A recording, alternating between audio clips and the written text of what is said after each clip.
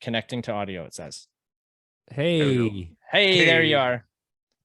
Can you guys hear me? Loud and clear. Sure can. Yep. Oh, cool. I got the fancy mic going. I haven't actually tried this yet. But it works. I guess it works. It's working. Yeah. You can hear me just fine? I got you guys great. Yeah. Hell yeah, dude. Right on. Thanks for joining in, man. This is awesome. It is recording right now, but I edit it around it and stuff. So sweet. Yeah, I've definitely heard a lot about you guys and seen a lot of your work, and it's cool. It's cool to be on here. Freaking rights, man.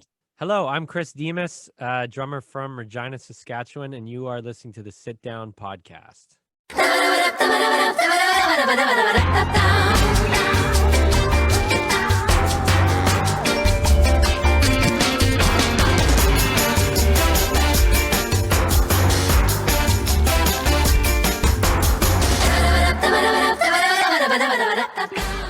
So I'm trying to think. I think I reached out to you. Was it last summer? And we had Room 333 on. Oh, yeah. Oh, right. And you came up then and we were talking about you and stuff like that. And I think that I might have got your number off of JD is how I originally got your phone number. And then, it was just like, oh yeah, maybe we'll set this up and stuff. And then, whatever, life happened and kind of went away. And then Andrew, I can't remember his last name, but the old drummer for Alien to the Ignorant messaged me. Andrew Dinah. Yes. Dinah. Yeah. Yeah. He messaged me a few weeks ago and he's like, hey, if you haven't heard of this guy, you should really have him on the show and stuff. And I was like, hey, I fucking know that guy. Like, I have his number, dude. Like, yeah, we were going to do something. So then I hit you up a few weeks ago or whatever it was. And I was like, man, sorry, I forgot about all this. And so that's how we ended up here today. So shout out to Andrew.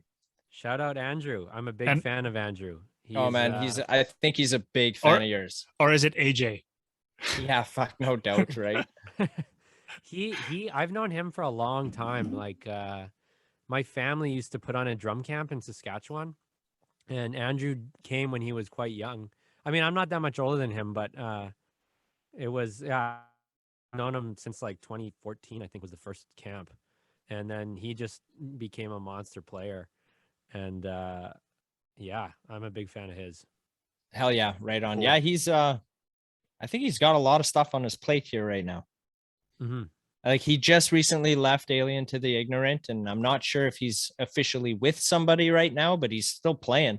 I think he had a gig in like Edmonton, like this weekend coming up or last weekend or something.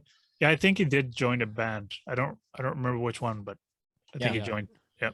I got to work on that Alien to the Ignorant record. I did the mixing for that one, and getting to go through Andrew's drum parts was. Can I swear on this, by the way? Is this fuck yeah, you can, bro. This is all good. Yeah, he was fucking crazy. Like I think I sent him like 7 messages being like, holy shit, dude, like good for you. This is great. Hell yeah. That's amazing. So I know a little bit about you, but I've never done like a deep dive in you. Like I know that you're the drummer for Bleeker. I know you've drummed for Room 333, but I kind of would like an origin story of like how you were introduced into music. Like sure. I want the novel. We might want to do the introductions because did you do introductions yesterday? I didn't, and I was thinking of that, how I was just going to do like a little, hey, we were so excited that we didn't get around to this. So this is so and so, and then I'll loop that in the front of the episode. Last night we had some guys out of Winnipeg. They're doing like these collab sessions. What's his name? Matt DeRoe, I think is how you say his last name. He's a drummer as well. And he's got like Ash from Ash and the Arsonist doing guitar, and they do covers, right? And he blasts these out like every Friday. And I just really love what they're doing, how he brings in all these different musicians and then they do a cover song and like they're getting some reasonable traction. But I love the camaraderie of it, where it's not just a band. It's just like it's anybody in the industry, like if it fits for this song. And I wish we had more of that in Saskatchewan. And Matt is one of those wind up toys, like, and then let it go. Oh man. That's great. Yeah, we had to cut him off there a few times because Yeah. like he could have just filled in 2 hours of just Matt talking. Just And by I was like, all right, himself, we got other people on the call here. That's Yeah. I like to hear that. That's great. Yeah. Do you mind if I grab a beverage really quickly? Do it Go up, ahead. buddy. Second? Yep. Muse Canada, an inclusive, nationwide collective for all arts, culture, and entertainment communities to provide communication, opportunity, and resources through networking and essential activism. In plain English, that means if you are a musician and you need album artwork, there are graphic designers in the network. If you need a music video done, there are also videographers. Or if you are working on a video that needs music, there are musicians in the network as well. So if you go to muse-canada.ca and you sign up and you use the discount code FunkyMoose2021, you'll get a discount when you sign up. Sorry about that. Got to stay. No, worries. it's all good. It's all good. This is not an interview. Yeah, I told him that already. I'm down for that. Yeah, Yeah. that's crazy, you guys. You've done a lot of talking. You know, some of Well- them we do a lot of listening. It really is. good. Like it's not about us at all. Like Yeah. this episode's about you, Chris. This is about Yeah. who you are, what you're doing, what you got coming out. And we're honored to have you on here, man. I hear nothing but good things in the industry about you and how amazing you are, dude. I don't know if you give yourself enough credit for how freaking deadly you are, dude. Well, that's very kind of whoever has been saying those nice things. I'm very thankful for that. That's very nice. I see a nice Pepsi there. What are we all drinking, by the way? Well, so Mark's got COVID right now. Yeah, so I'm So- I'm on water. You got to get hydrated. You should be going pee like every 30 minutes. Right? You got to stay hydrated. I actually to- have my can from last night still There here. you go. Oh, Yeah, the so those liquid are dangerous, death. man. Those liquid Yeah. deaths, those are dangerous. So that's what I was gonna get to is like typically we're both sitting in those chairs behind Mark. Here, Yeah. And then Liquid Death gave us a freaking shit ton of water, I don't know, over a year ago, and we're still drinking it. So that's pretty deadly. But yeah, Yeah. my office right now. So I got the Pepsi Zero going on here right now. Pepsi Trader. Zero. Yeah, I know. Trader. We're looking for that Yeah. Pepsi sponsorship. Yeah. Yeah, Wow. it's not happening. That's crazy. Yeah. Okay. Well, I mean, I'm rocking a nice Diet Coke. It has to be cold enough that I can see my fingerprint. Otherwise I'll wait. But yeah, I'm on number 3 of the day. So we're gonna try and break the record today. Hell yeah. Yeah. Let's do it. Yeah. So if you don't mind me asking, Chris, how old are you? I'm 25. Holy shit, dude. I'm a dinosaur. Oh my God. Oh, thanks a lot. Yeah. I'm feeling I feel mentally like 43, 44. No way. How do you 100%. know? How do you know what 44 feels like? I don't know. I like I don't know. There I think a lot of times like people ask like what kind of if I ever get asked what kind of music I'm listening to, it's always like classic rock. And not saying that you have to be 44 to listen to classic rock, but like I think mentally I'm just always 44. Or like I'll always take the escalator instead of the stairs, or like Diet Coke rules my life, or Okay, don't but know. but you could turn that on the flip side because escalators are the shit, bro. Those are They so are nice. fun. It is Those are nice. so fun. I always go the wrong way on them. It's way more fun. Yeah. Yeah. Or how about in the airport where they got the walking ones? Yeah. Yeah, those are Okay, nice. so Yeah. when you're on those and the escalator, do you stand still and ride it, or do you walk with the motion? walk. So you're like, fuck, so do I, dude. Yeah, I yeah. just beeline that shit. You go so fast. Look at me going I'm fast. trying to go sit down and play on my phone. I don't have time to sit there Yeah, and wait for it to go. right. Like, how lazy is that you just stand there still and let it move you? Like, fuck, pick up the pace. Let's go. Yeah. Yeah, I love it. Freaking rights. So 25 years old. When you started in your music career, Mhm. was it always drums, or did you Yeah. transition into drums? Yeah, I got the full story is I was gifted a drum for my first birthday from my aunt Margaret, and then I got like a toy drum kit at 2, and there's like a bunch of photos of like me and my uncles playing, like my uncle played guitar, and then my other uncle had like this plastic kid guitar. There's this like photo that I always saw. And then first real drum kit probably about 4, and that's when I started. My dad put me in drum lessons at 4 with Mike Thompson from Regina. So I was with Mike from 4 till like 13 or 14. And then at one point I was taking lessons with him and Jason Brinkworth at the same time, which was crazy. I was doing double duty drum lessons. But yeah, I just started at a young age. And from what Mike told me, since getting older and chatting with him, like it was pretty hard to teach a 4-year-old, I would imagine. Like I heard that it was more like he would try to show me something and I'd want to talk about like Star Wars or something. Yeah.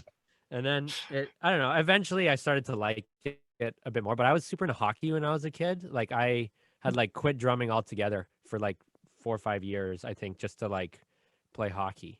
I just wasn't interested anymore. And then when I got a little bit older, I started having a lot of fun with it. And then everyone in hockey got way too big, and I had to choose. Right. So, right. Question there: why 2 different teachers? Well, it was kind of just like Mike had always been my teacher. I don't know if you guys are familiar with Mike Thompson, but he does a lot of work with like Jason Plum's band, and yeah, he's terrific. One of my favorite drummers ever. But I think at the time I was just like wanting to do more and just get better, I guess, and just do, instead of 1 lesson a week, I wanted to do 2, and maybe I think every musician has something different to learn from. So if you take lessons from 2 different guys, you're going to get 2 different things. Yeah. And Jason was great. And Jason's family and my family, we ended up doing that drum camp together for like 6 years, which was a crazy time. And so a lot of good came from it. But I was only doing the 2 lessons at the same time for 1 year, and then I kind of stopped after that, after I graduated high school. Right.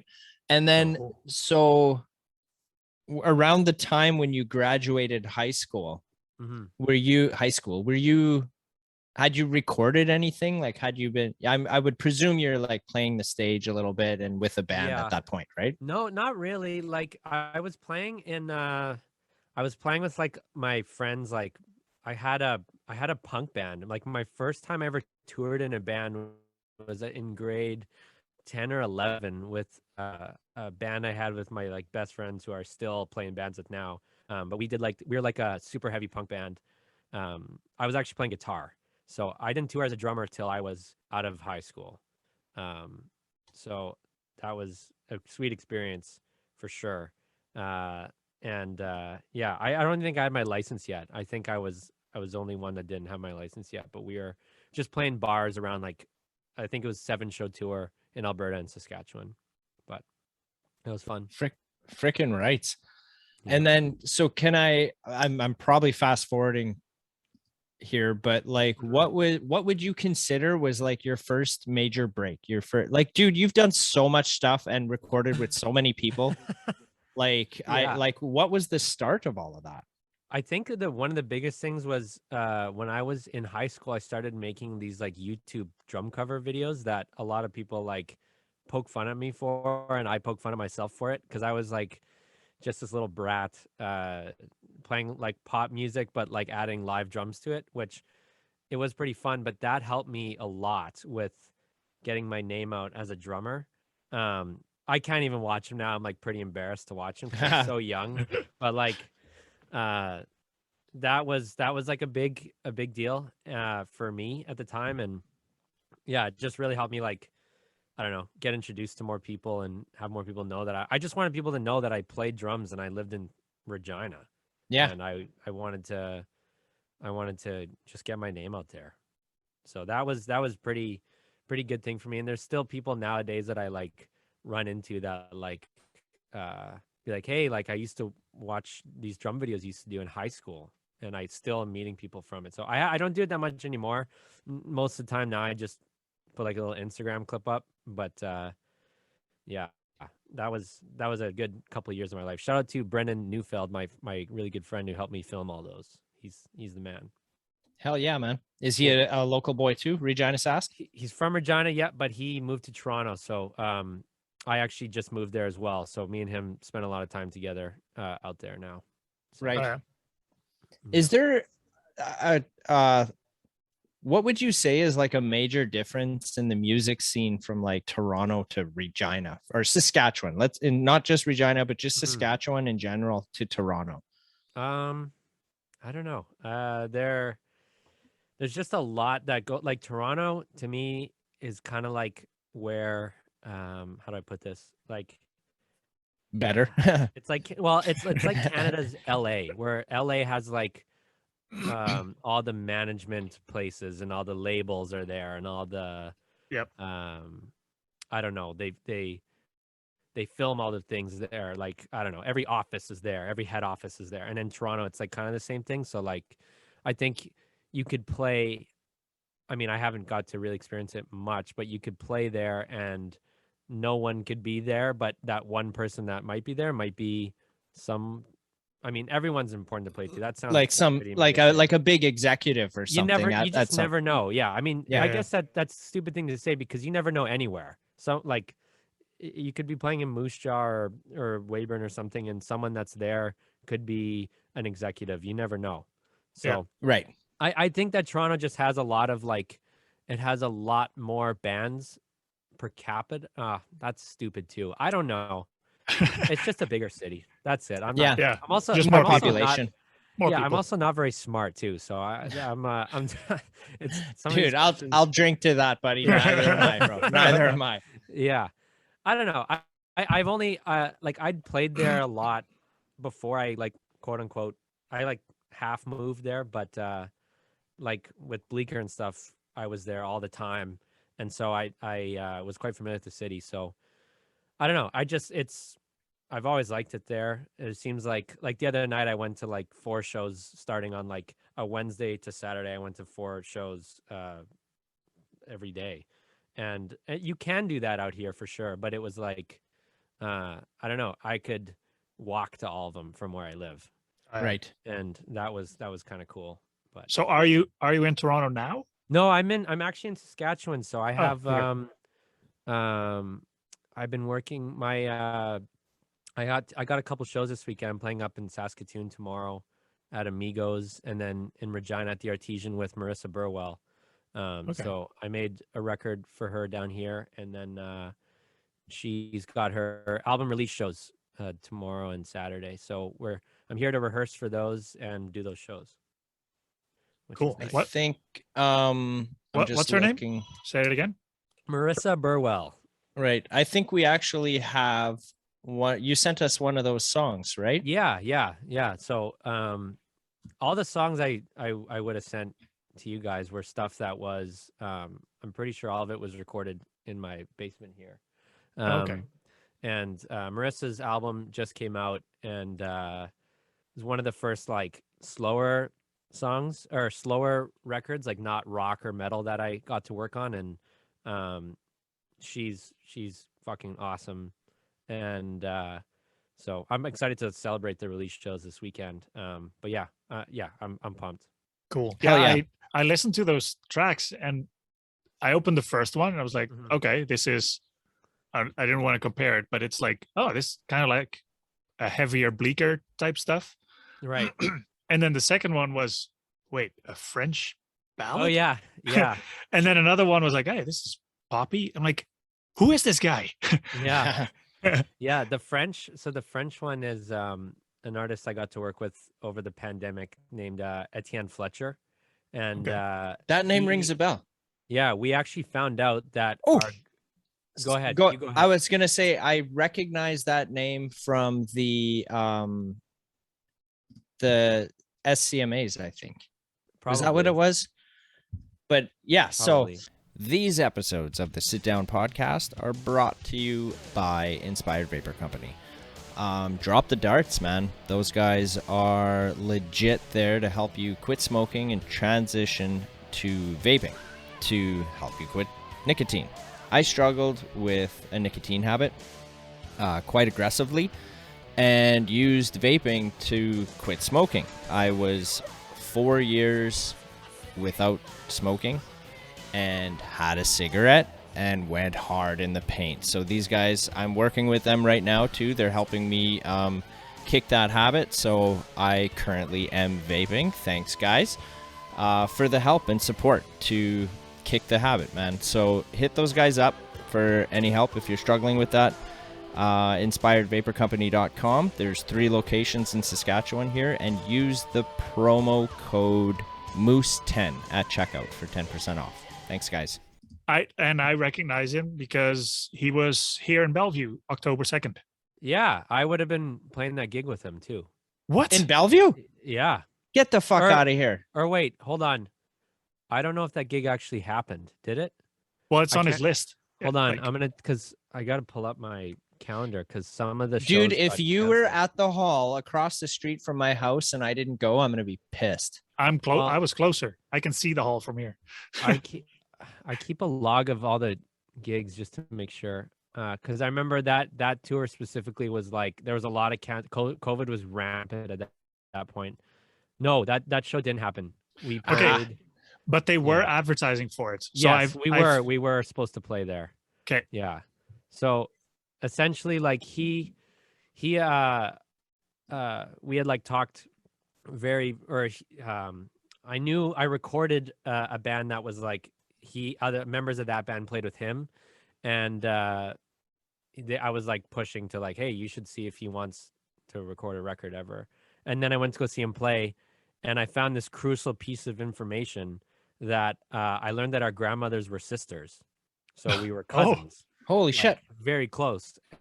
And so he approached me at the show. He's like, hey, we should make a record. I go, we're related. And then his dad was there and confirmed the whole thing. And then we made the record. My French is horrible, but Entre Deux.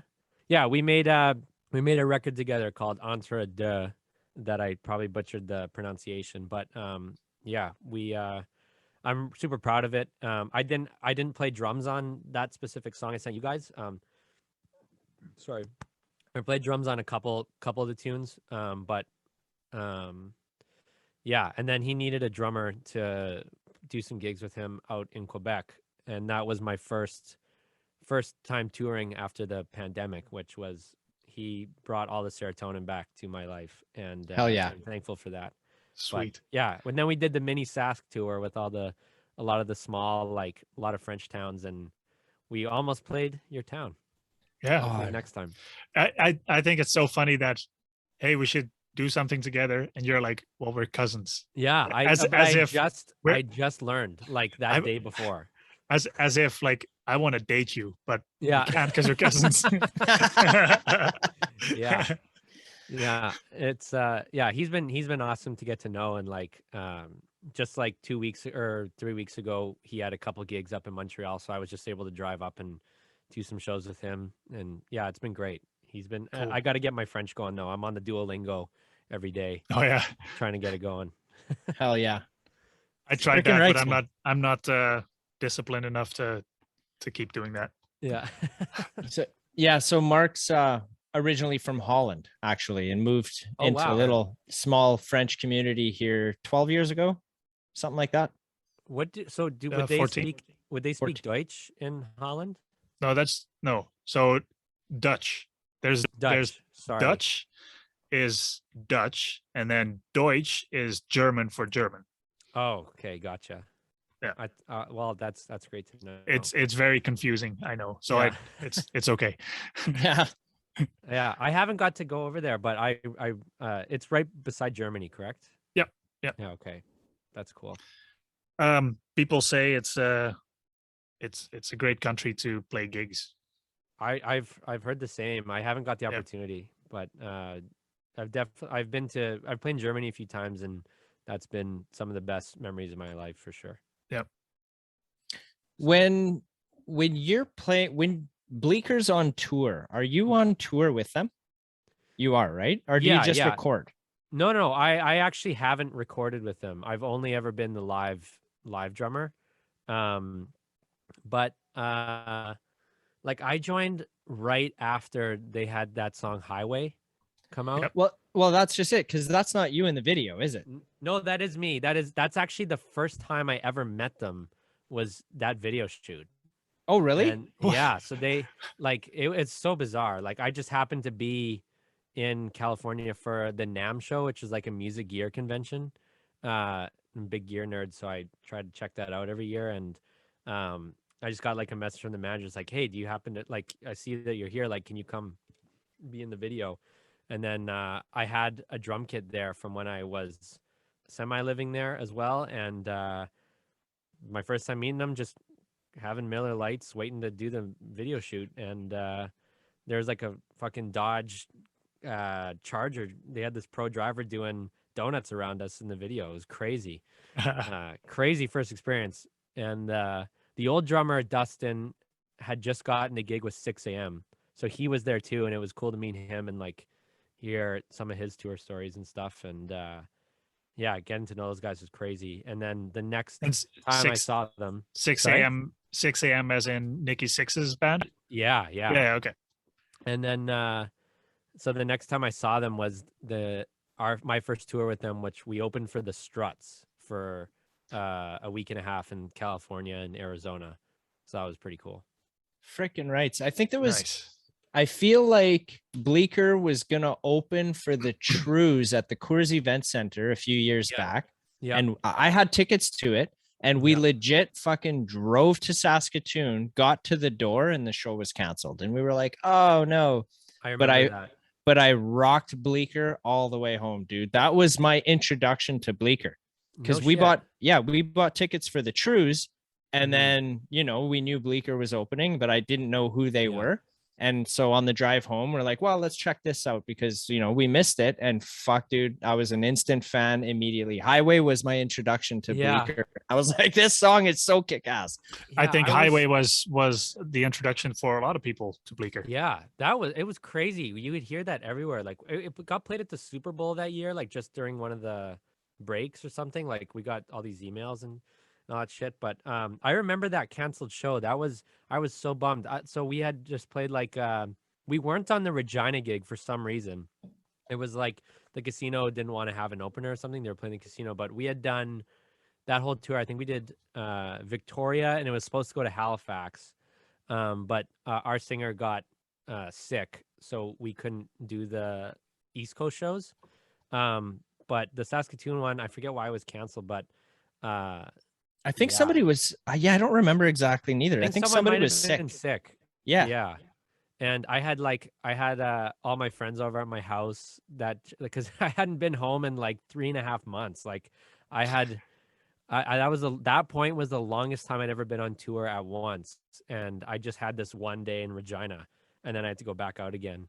Yeah, that was intense. That was one of the most fun tours ever. Like, oh man, that was so cool. Yeah, those guys are awesome. The True. Shout out to the Trues, who we still have an invitation out there for you guys to come on the show. Yeah. I hope you get them. That'd be great. I'd love to hear that. Man, it's hard to get like for lack of a better word, like a higher end group on the show because you got to go through like publicists and management and stuff like that. And it's like we don't want to do that, man. No, I just want to hang. Well, exactly. Like it is what it is, right?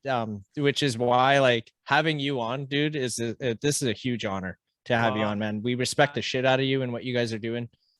Oh, I appreciate that very much. I wish I could get the rest of the Bleeker gang out, but I know maybe one day I'll bug them next time I'm over there. We'll sneak them on and not tell management about it. Yeah. Yeah. Yeah. That'd good go. I get fired pretty quick. Yeah. So. No, we ended up getting I think the biggest, I guess, higher end artist we've had on this show is Theory of a Dead Man, and I kind of got them through trolling. I kind of trolled them a little bit, and that's how I got them. So they were they were doing their own podcast through COVID, Band Meeting Podcast, I believe is what it's called. And I saw Tyler had posted on Instagram, like, hey, if you have any questions for the show or whatever, you know, shoot us a 15-second clip. So I just put on this quick little clip. I submitted it of me asking them to clarify that they coined the term W3 APONs when Weapons was on tour with them. And then I invited them on the podcast, and they bit, man. They accepted the invite, and it was like, holy fuck, we got Theory coming on. There you go. But don't go watch that episode, because I was kind of fanboying out and nervous, and so it's like it's pretty bad. But it was fun. It was just for us kind of thing. Yeah. Oh, and then we had the sheepdogs, I guess. Oh, cool. Yeah, that one was pretty fun too. Yeah. Cool. Yeah. I mean, you guys probably have heard a lot of crazy musician stories from. We do have a pretty full cutting room floor here. There's a lot of stuff that will never see the light of day. But yeah, man, it's been pretty cool. I love it. I freaking love it. So yeah, what kind of things, like, I know you were in town because you were going to go to Slipknot, were you not? I had Slipknot tickets, but I had a gig come up, so I had to look myself in the mirror and be like, okay, are we gonna be a drummer or not? And I had to make a very, very hard decision. But the bucket list will the Slipknot show will stay on the bucket list for now. But maybe I don't know, maybe they'll be in Toronto or something and I can see them. But I would have loved to see that show. They were probably my favorite band for a long time. When were they supposed to play? Tuesday. So this is April 7th now. They're supposed to play on the 12th. So it was a hard one. I think they're playing Saskatoon, like they're playing Regina on the 12th, and I think Saskatoon on the 14th, I think. Right. Or the next night or 2 nights after or something like that. I don't think they've ever played Regina. Maybe Saskatoon, but I don't remember them ever coming. Like I would always look for their tour dates or something. And they were like semi broken up for a while, and I don't know. I was pretty bucket list, but I'll get it one day. You never know. Freaking rights. So, you'll be the next drummer for Slipknot. I was gonna go with, well, maybe you can open for them, but yeah, that too. I would need to hit the gym a little bit more. I don't know if you've seen those like Jay Weinberg videos where that guy probably is like, he's so in shape. I mean, you have to be to play like that. That's crazy. Yeah, right. It's crazy what drumming can do to you, like physically. I don't know how more guys don't get injured. Like it's nothing. So. Hey, we had a conversation last night with the drummer on what kind of drumsticks are the best sticks to use. What drumsticks do you currently use? I use Vader Extreme Design 5B, and I've used them since probably 2014 or 2013. I've never switched for any. They're super thick. Like you would typically use them for rock mostly, but I would use them for like playing drums for Marissa and Etienne, or like I have t-shirts on my drums so that they're really quiet and I'm not like, my shoulders don't go any higher than, like normal. So I don't know. They're just so light, but also thick and durable. I'm a large fan of the Vader XD5B. And that's hickory then, right? I actually don't know what kind of wood it is, but I don't know. I wanted to sound smart. They're like a little bit. I can figure it out. I mean, I got it set somewhere, but they're like half an inch, or either half an inch or quarter of an inch longer. So my sticks are slightly longer than a normal 5B. That's the point of the extreme. So I just like the extra length, and now I can't go back. I mean, if gun to my head, if I had to play a regular 5B, I mean, I would be fine, but I really like having the extra length. Interesting. Yeah. Because does that add more swing or something? I think so. I'm just super used to the weight. And I choke up a little bit on the stick too. So I like having a bit more like girth or power. I don't know. I don't know. I just think like I could use those forever. Any genre, anything, and I'll be happy. I don't even. Yeah, they're so good. They're so good. Vader, they've been great, and I guess I should also say I play Zildjian cymbals, Pearl drums, and Remo drum heads, and they are all awesome and great. Hell yeah! Are they? I'm running out of adjectives here, but are they are they sponsoring you? Yeah. Well, like.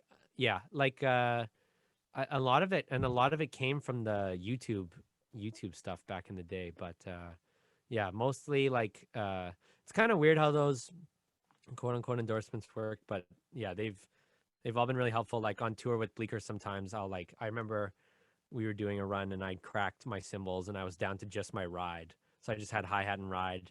And then you send the cracked cymbal back and then they send you the new one and it was sent right to the venue. So it was easy. And that's really helpful for touring for sure. Yeah. Are you guys going to any shows coming up? Is there any sweet gigs coming up? There's a bunch of shit in Saskatoon going on right this weekend.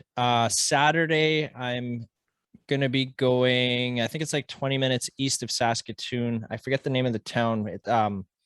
Blackbird Sessions is gonna happen at some like small town bar kind of thing. Oh, It's cool. Will Ardell and Burke Jodoin. I think cool. Jodoin, we had them on the show a few weeks ago. I've known Ardell I mean, I met him virtually, right? Saw him play at Candle Lake, maybe about a year, but he's more of like a friend of a friend. Does a lot of work with Skull Creek Studios out of Saskatoon, and we're in pretty tight with those guys. So that's how we like kind of got to know him. Yeah. And I'm just gonna go check it out. Like as a friend, I'm gonna go help support. I think like the Radiant, I believe, is playing in Saskatoon this weekend. And I'm pretty sure, now to bring Andrew back, he used to play with the Radiant, didn't he? I'm pretty sure he might have. I think Jordan did. Yeah, I'm not like I'm thinking Jordan of Weapons. I think at one point had played. Maybe they weren't the Radiant at that point, but they might have collabed or something. I'm not sure if Andrew did or not. Well, that's all great. Another shout out to Andrew. I mean, we just invite him on here. Holy smokes. He's been we had Alien to the Ignorant on here. He was that's why Mark made that joke about AJ, because for whatever reason, and it's still over my head, he was trying to get us to call him AJ that episode, and it didn't make any sense. And then the other band members were like, "Who calls you AJ?" Yeah, like why AJ? Like I don't know. He's manifesting a nickname for himself. Yeah, that's sweet. He kept saying it was a work thing, but I don't know. Yeah. I don't. I'll have to go. Well, whatever. Fine. We should put that clip in here. I'll blast that clip right here. Boom. Where he's like, "Call me AJ." That's funny. That's funny. Yeah. Do you guys have you had a couple other drummers on? We had Graham Templeman. Oh, cool. Yeah. Nice. Yeah, that guy's freaking awesome. I love that guy. We're supposed to go golfing this summer too. At some point. Well, let me know if you need a fifth or a fourth. Candle Lake, baby. Wow. We're gonna hit up that golf course a couple times this summer, I think. So, are you guys right by Saskatoon? Is that where Bellevue is? Mark, you go ahead. It's an hour north of Saskatoon and about half an hour south of Prince Albert. Okay, so you're technically closer to PA. Yeah. Cool. Yeah. So we're off the beaten path there. So nice. I guess the easiest way I would say is we're 11 kilometers west of Dormy off number 2 highway. Nice. I'd played at Chesterfest this summer with Blake Berglund. Really? Dude, we were there. Yeah, I was playing drums with Blake Berglund that event. Hell yeah. Okay. It's so crazy. I don't know if we didn't see each other, did we? I don't know. We had a booth right at the entrance, basically right beside the merch tent. We were right there. We had our own tent there. Oh, nice. That to confirm, this was the same year as like Loac, right? Yeah.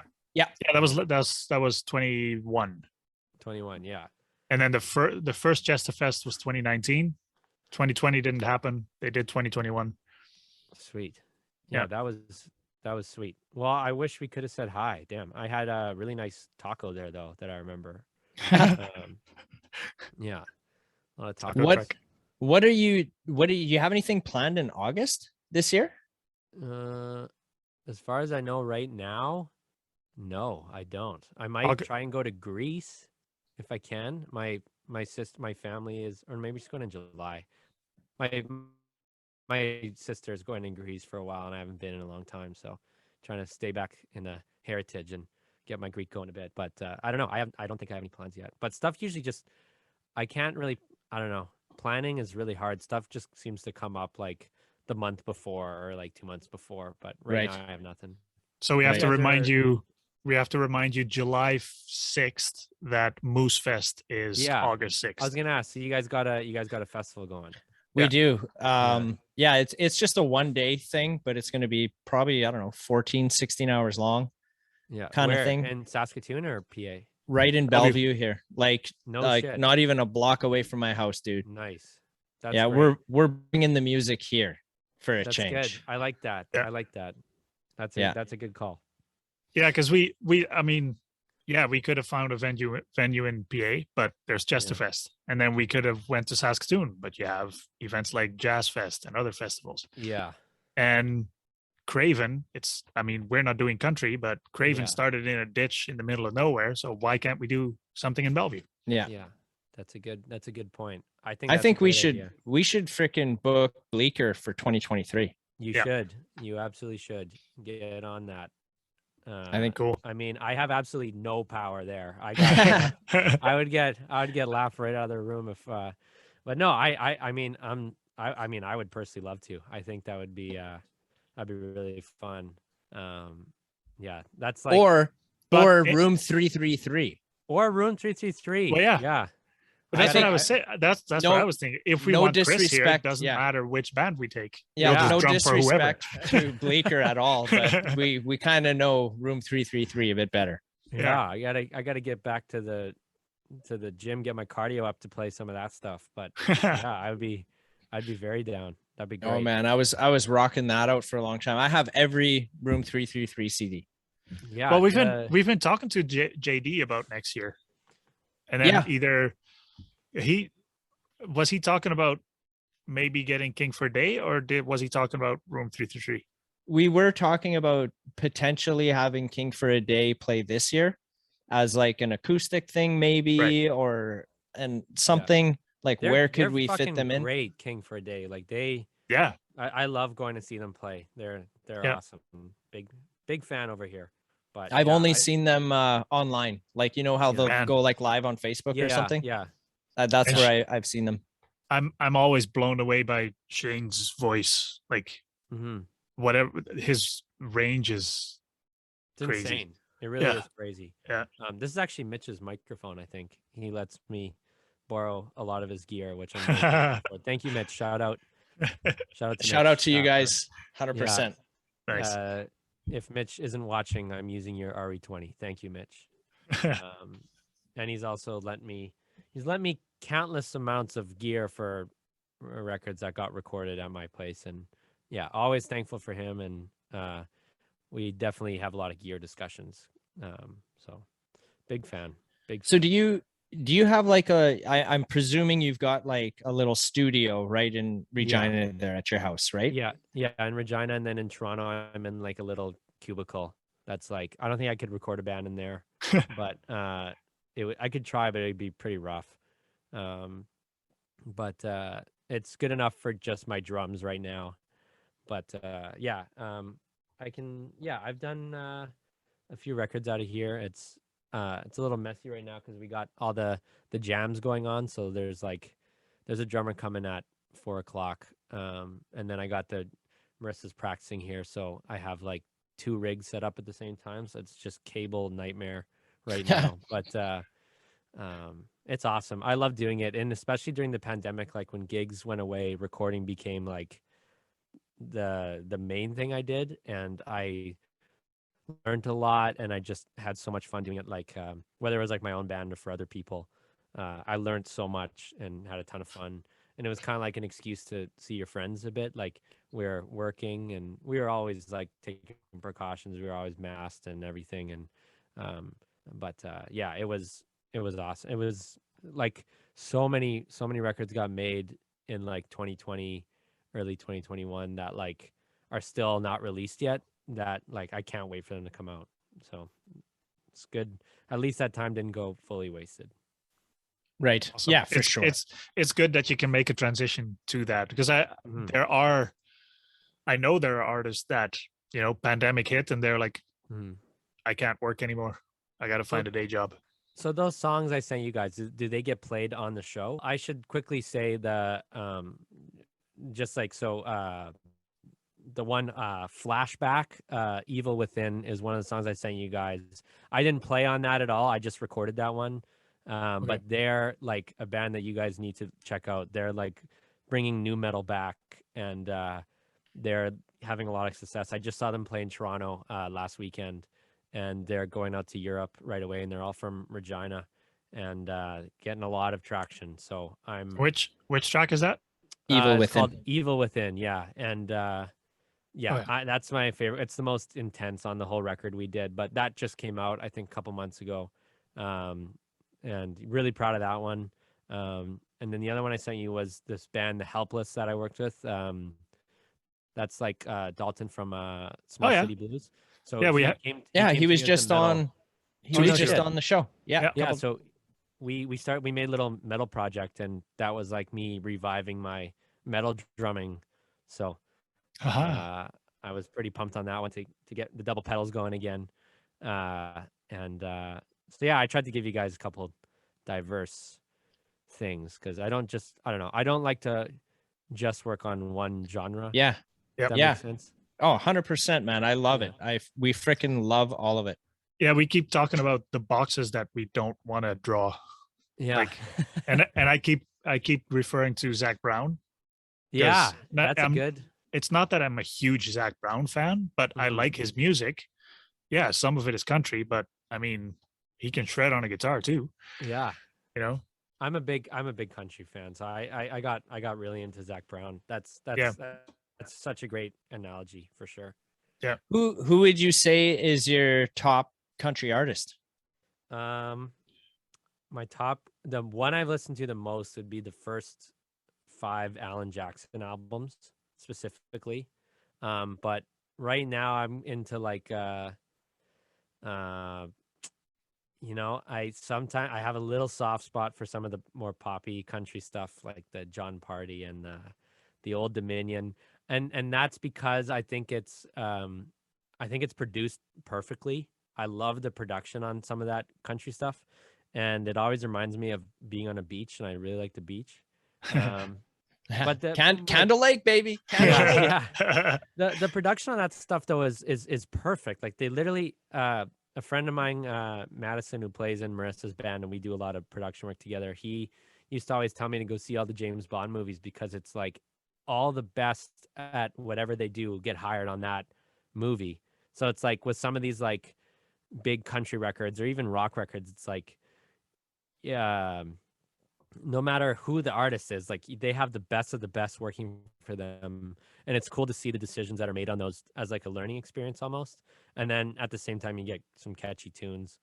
I don't know, but mostly it's like just listening to too much AC/DC and Metallica in Boston and Sweet, Fox on the Run, all that stuff. Love it. So, yeah, my dad's a big influence on my music taste. So we actually, it's kind of cool. We back in the day, my family had a pizza place in Moose Jaw, and we just got all the old 7-inches from the jukebox. So I was going through all the records and finding like there's like Bob Seger Night Moves and like I don't know. There's a couple Boston ones in there. Red Rider. Yeah, it was cool to look through all that. Where's that jukebox now, though? I don't know where the jukebox would be, but I inherited the record player from my grandparents, and we got to get that thing fired up and get these 7-inches going. Might have to. I bet nowadays you could probably buy like a jukebox on Amazon for like, I don't know, $100 or something. Who knows? Yeah. You feel like that's probably something that they got for sale nowadays. Yeah. But I'd love to. I don't know. I'd like to get those records spinning again. Well, I might know a guy that can hook you up with a nice record player, maybe. Oh yeah. Yeah, it's not going to be a jukebox, but I'm sure I can sell you something. Well, maybe, I don't know. I got my grandparents' old player, but I haven't really got it to work quite yet. But we'll see. I'm not good at I collect vinyl every now and then, but I've never had a working player. I just know that one day I will, and I'll be glad I was buying vinyl at like a show or anything like that. So, dude, I started like, I don't have a record player, but I started a little Hardy vinyl collection from the guests that we have on. Like, oh, nice. It seems like it's only fitting that I would buy a vinyl record because the platform's Funky Moose Records, right? Yeah. But I don't have a record player, so like all my vinyl has never seen a needle yet. I'm gonna send you guys a Surf Dads one. My band Surf Dads from Regina. I don't know if I've talked about them, but you didn't. But yeah, sure. We had a vinyl from 2018, and then made a record during the pandemic that's gonna come out soon, and yeah, it's the only one we have on vinyl. But I'll make sure you guys get a copy. I think it's just a 7-inch, but yeah, got to get that collection. Hell yeah! You should have Funky Moose Records help distribute it. Yeah, dude. Yeah, I mean, we we don't have a distributor right now, but that'd be a cool conversation to have. I'd be interested. I know we are gonna get vinyl done for our new one. We just got it mastered in December, so we've been kind of just trying to figure. We don't have our artwork yet. That's what we're missing. We have everything else except our artwork. I get to go listen to the test pressing tomorrow, and I'm excited to hear it because where was it pressed? I have no idea. That's I'd have to ask my bandmate Gage, but I was kind of like I did the recording of it, and I was kind of like, I'll handle this part if you want to handle the right stuff. But he also handled a lot of the songwriting and lyrics and guitar, and so I guess he is doing 10 times more work than me when you boil it down. There's a different way to record when it's going to get pressed to vinyl, is it not? It needs just mastered differently. Yeah. Right. Yeah, and so like how different though? Like what specifically? I've never mastered anything for vinyl. I've always had to outsource.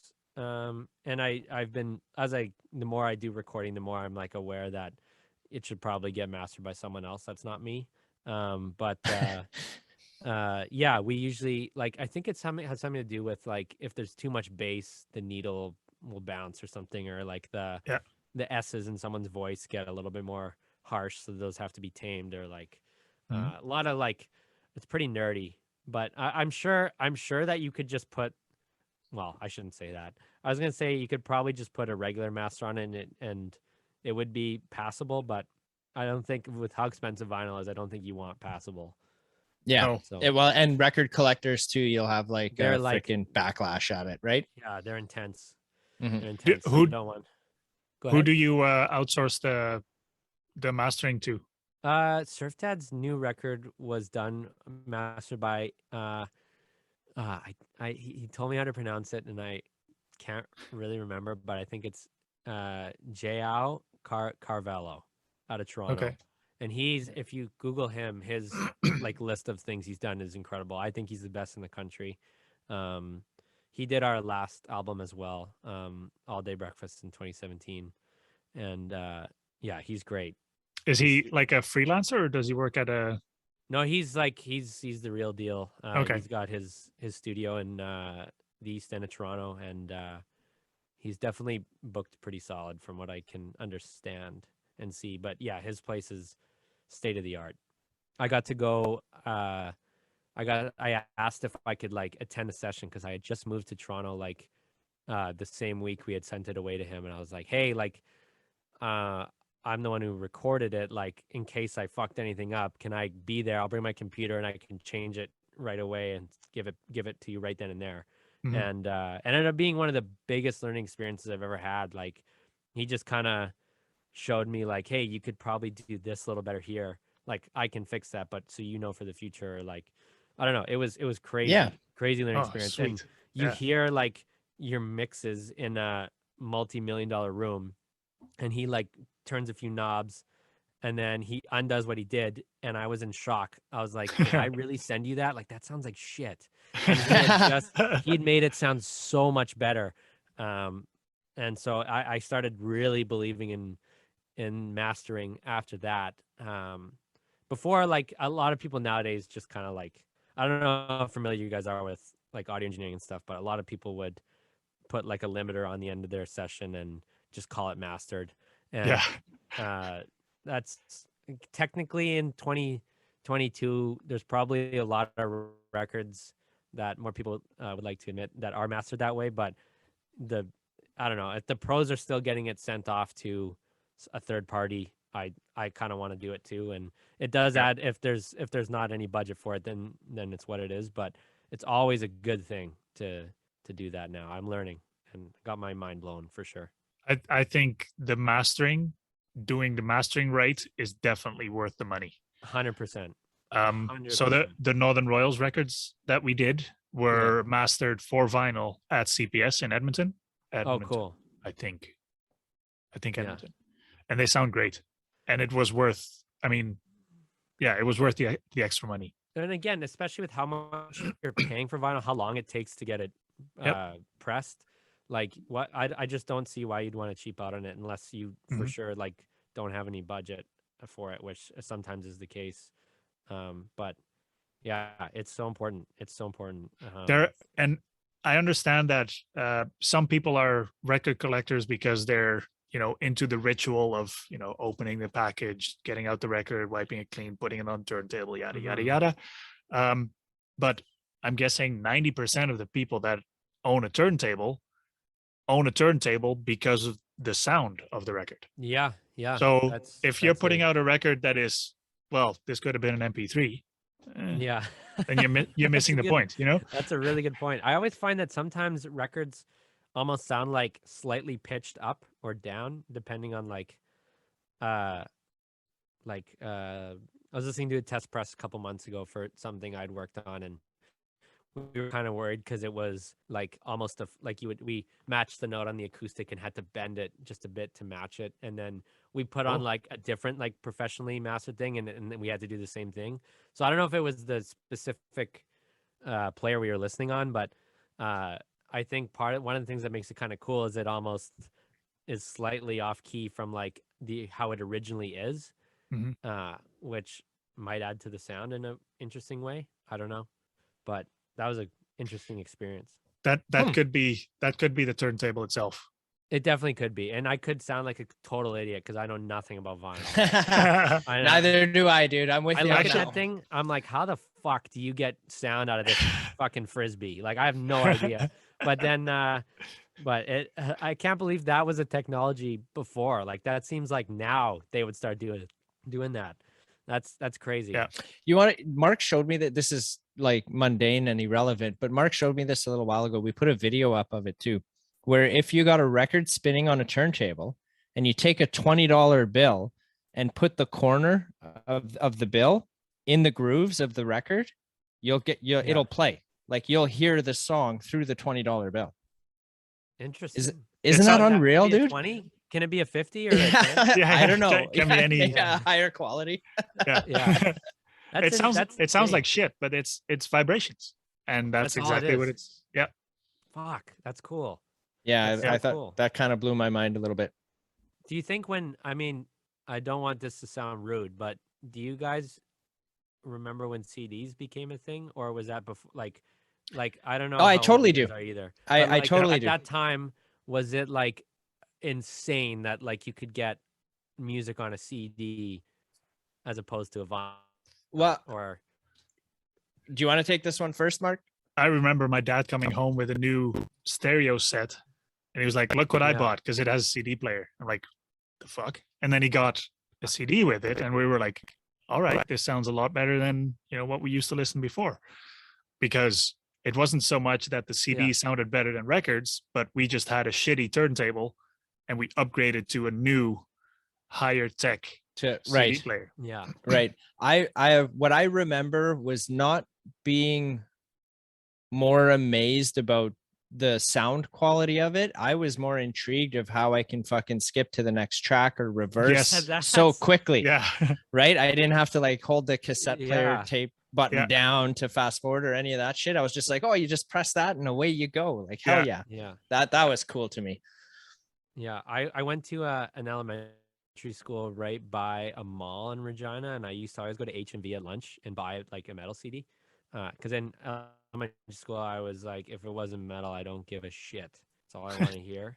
And I remember buying And Justice for All by Metallica, but the last two songs were like super glitched out, like little unlistenable. And then that was back when like iPod started to become a thing. So I'd put the CD into my computer, but the glitch stayed. So I don't think I've even heard To Live Is to Die or Dyer's Eve without the glitch. Because I still am listening to that. It's so bizarre, but it's like it's unlistenable for like a whole minute. Like I always have to skip. So I still have like yet to hear this verse 2 of Dyer's Eve, which was one of my favorite Metallica songs. That's so funny. I got a few songs like that too, dude. I can relate to that. That's also the beauty of records, because if you have this record that you keep playing over and over, and there's a scratch on it, for example, then you know exactly where those ticks and pops are in the song. And then when you hear it on an MP3, it's like, why does it sound so clean? Yeah. You know? Yeah, that's true.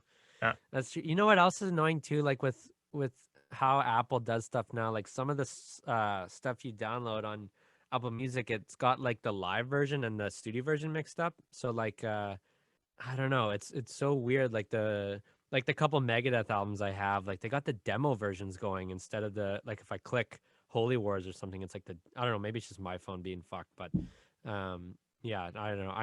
I wish things could go back to buy the CD, put it in a computer, put it on your iPod. That was my favorite era. Because you own the music, and now you don't. Then I could look at the damn cover and flip through the book and see who, like, that's the thing that sucks too. It's like, I don't know why hasn't iTunes or Spotify made like a credits part of it too? That'd be so cool to see like who worked on everything. That was the coolest part about CDs. You'd see names everywhere. That's interesting. I got it. Switch to Tidal. Oh, yeah. Tidal has all the credits for each song. I got the family plan. No, Tidal has a family plan. Out of my family plan. Okay, well, I'll bug the family. Yeah. And I heard the Tidal's got really good quality too. Tidal has hi-fi. Yep. Yeah. Well, I don't know why everyone's not doing that. Like, how have the higher ups not been like, hey, put my name on the, I don't know. I just would love to, I'd love to see who worked on like everything and just research the person. And here, I'm gonna pull up a lot of audio people go uncredited. I'm gonna find a Bleeker song on Tidal and see if I can get the credits. Get some credits. Sweet. I know what you mean though. Yeah, freaking flip. Yeah. Even lyrics, having the lyrics in that book, right? And you can follow along and shit. Yeah. Or there was like cool pictures of the band, or like you could see their thank yous. Like, we'd like to thank, I don't know. And then you could see what instruments they were all playing. Like they'd always thank their like company they were with, like Gibson or Pearl or whatever. That was always cool. But one special thanks that stands out to me. This is gonna sound so weird, but you remember Joey Lawrence, like from Blossom? No. You probably, it would have been maybe before your time, but there was a TV show in the 90s called Blossom, and one of the actors in that had released some music and an album, and I still freaking have that album, believe it or not. It's so funny. Wow. But one of the special thanks in that was to John Travolta, because I think John Travolta like helped him like get it produced or something like that. Yeah, it was really interesting. But that one stands out to me. That would stand out to me too. Mm-hmm. Did they have any credits on there? Fuck me and my big mouth. Can't find it. They totally did. What can you do? I think that had the lyrics to all the songs in it too. I'll bring it up to the higher ups. We got to get the credits going, and then they'll be like, "Who are you?" You're that's how that conversation will go. Is this because you want to get credited? Yeah. Oh man, I love those guys. I hope we can come play Saskatchewan soon. We haven't. I think we've played Saskatchewan only once, and I'd like to get us going again. We play June 16th is our next gig in Burlington, so I'm excited for that. But Moose Fest next year. Yeah, Moose Fest 2023. Yeah, we'll manifest it and it'll happen. I don't know, but Bleeker's got to step it up if they want to beat out Room 333 though. They do. They do have to do that. Maybe we can like split a set. Like, I know you guys probably got a billion bands going, so maybe we'll do half Bleeker, half from 333, mix some of the songs up. It'll be they'd kind of fit. Have you ever listened to? They have the old version, Bleeker Ridge. I don't know if you guys ever heard them, but they had a song that was pretty popular on the Wolf in Regina back in the day. It was called Small Town Dead.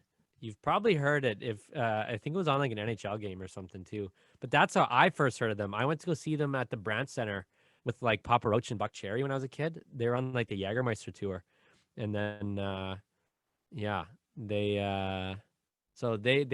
ended up switching their name when I came in. I think it had nothing to do with me. It's just what was happening. How did you get the call to be the drummer for Bleeker?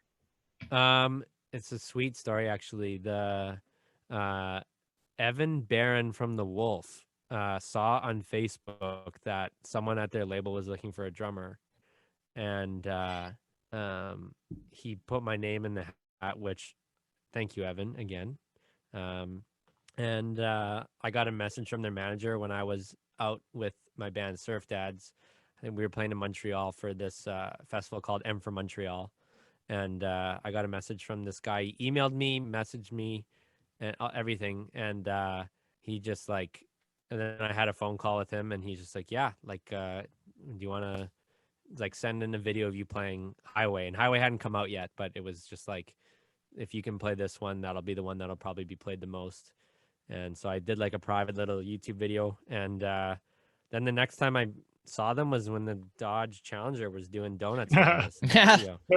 And so yeah, it was cool, man. Those guys have given me a lot of really good experiences, and like we joke around a lot because every time we're like having beers or something, I'm like, hey, you're my boss, like this is cool. I get to like have beers with you. And yeah, I don't know, they're great, really good guys. And I hope that we can do some more touring soon. But yeah, now that I'm just looking forward to that gig. It's for this festival called Sound of Music Festival in Burlington. I want to say that we're playing with Saint Asonia or Blackstone Cherry, I think. I have to look at the lineup, but it's a pretty Blackstone festival. Cherry, one of my favorites, dude. Those guys are cool. awesome. I haven't seen them. I'm excited. That'll be cool. I think my family's coming up too. We're gonna go see a Jays game. I think the whole band's my dad and the whole band. We're gonna go see some baseball, and yeah, it's gonna be. I don't know. That's what I'm looking forward to on the calendar for sure. Dude, you're living the life, man. I'm trying, man. I'm just trying to drink as much Diet Coke and mix in a water. And then Got to get some liquid death in you. All the Greek food. Yeah, actually, I was gonna say. So I had there's this band I worked with out of Calgary called Endgame. They're a hardcore band, and I'd never actually met them until they played Toronto a couple weeks ago. But they would record their stuff and then send it to me, and I'd do the mixing and everything. And they got like a Liquid Death sponsorship, and I think Spencer, the guitar player, was like, hey, go to this house and pick up some Liquid Death on me. And so I ended up getting like, I think it was 6 cases or whatever, and my roommate and I crushed 6 cases, and like, I don't know, it was an addiction. I don't know what it is about it. I think it's just there's something, like, right? Opening the can makes you feel like it's like, I don't know, whenever I'm bored, I just want to like have a pop or a Miller Lite or something. And opening the can was like was awesome. I don't know. We would have like a case a day, and it was gone right away. And I call him like, hey man, like if you ever get any more, let me know. Hell yeah. They had sent us, I think they sent us 6 cases, 3 of each to start. And the idea was, we'll make these last. We'll have 1 each per episode, whatever. So it'll last us, a few months or whatever it was. And I think we were out in like a week and a half, 2 weeks. I was like, oh shit, I better buy some here to like kind of replace what we did. And it's good. You're getting hydrated too. Like, oh yeah, man. Very underrated thing to be hydrated. Yeah, for sure. But yeah, I do wish I gotta put that on the grocery list. Get some Liquid Death going. I think you can get it at, I want to say 7-Eleven, maybe. Yeah, that's where I assume It should be. I can't believe it's not in grocery stores yet, or is it? I don't know. Well, I think they just crossed into Canada. Maybe it's been under a year, so I'm not sure exactly specifically like where they're at, but like whenever I buy it, it's like I'm buying a few cases online, right? And it just gets shipped here. So yeah, you guys, you should check out that band, Endgame. They're from Calgary, but they're doing I think they're going to be doing some touring soon. And they had one of the last song I worked on with them was on the like Knotfest Instagram or website. It got featured on there, which is pretty cool. Hell yeah. So, yeah, great guys there, and really good band. And also I encourage you to check out Flashback. I don't know if you're any Linkin Park Limp Bizkit fans over here. But, oh, dude, Limp Bizkit. Yeah. 100%. Yeah. Check out that. I think you'll like that Flashback record. I encourage you to check out the whole thing. Just crack a monster. Put that on. And I've never had a monster. Back when I used to play hockey, I'd have a Red Bull every now and then. But yeah, that's something you should check out. I'm telling you. I will, man. You guys will love it. And then get them on your show. That's what I'm saying. They're great. For sure. Great. For sure. We'll send them this clip too. I'll clip. That's how I do it. I just troll to get people on the show, right? So hey, Flashback. What? Yeah, come on the show. There you go. Let's do it. Let's make it happen, tonight, guys. Yeah.